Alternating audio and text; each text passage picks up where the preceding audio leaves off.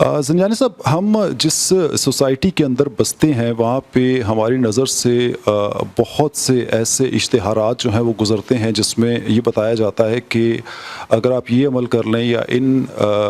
पीर के पास चले जाएं या आमिल के पास चले जाएं तो वो कुछ ऐसा अमल करेंगे और 24 घंटे में महबूब जो है वो आपके कदमों में हो जाएगा। चूँकि मोहब्बत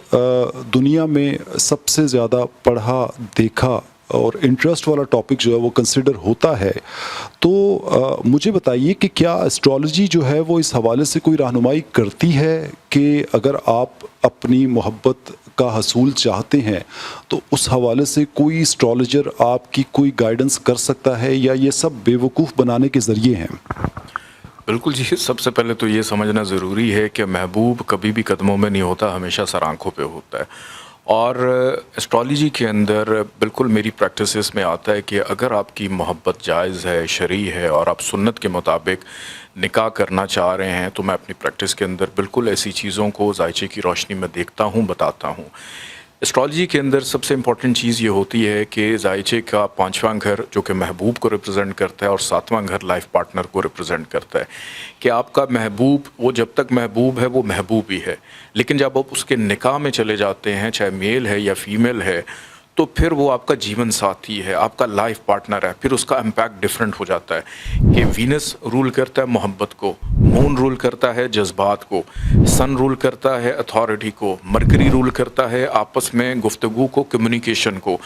तो इन तमाम चीज़ों के लिए ज़ायचे को देखना बड़ा इम्पॉर्टेंट होता है कि जिससे आप मोहब्बत की शादी करने जा रहे हैं, जिसके साथ आप अपनी ज़िंदगी गुजारने जा रहे हैं, क्या आपका वो ताल्लुक़ मुख्तसर है, सिर्फ़ वो आपकी कोई लस्ट है, कोई चाहत है, कोई ज़िद है, या आपने हकीकी मायनों के अंदर उसके साथ एक ज़िंदगी गुजारनी है। तो ये सारी की सारी चीज़ें ज़ायचे के अलावा हमें कोई बेहतरीन चीज़ गाइड नहीं कर सकती कि आगे चल के हम अपनी ज़िंदगी के साथ मोहब्बत में क्या फ़ैसला करें।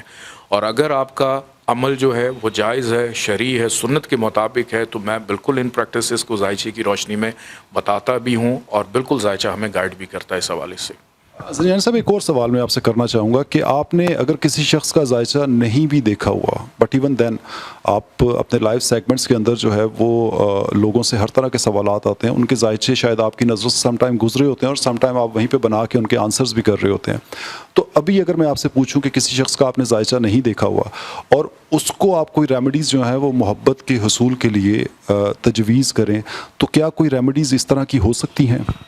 बिल्कुल, इसके लिए वीनस की रेमेडीज़ होती हैं कि आप किसी भी सफ़ेद मीठी चीज़ का सदका कर सकते हैं। इसके लिए मून की रेमेडीज़ हो सकती हैं कि वो भी वाइट कलर की चीज़ें हैं। मरकरी की रेमेडीज़ हो सकती हैं, ग्रीन कलर की चीज़ें हैं। और सबसे इम्पॉर्टेंट देखना ये भी इसके अंदर होता है कि आप जनरली तौर के ऊपर ये रेमेडीज़ तो कर रहे हैं, लेकिन इसको इस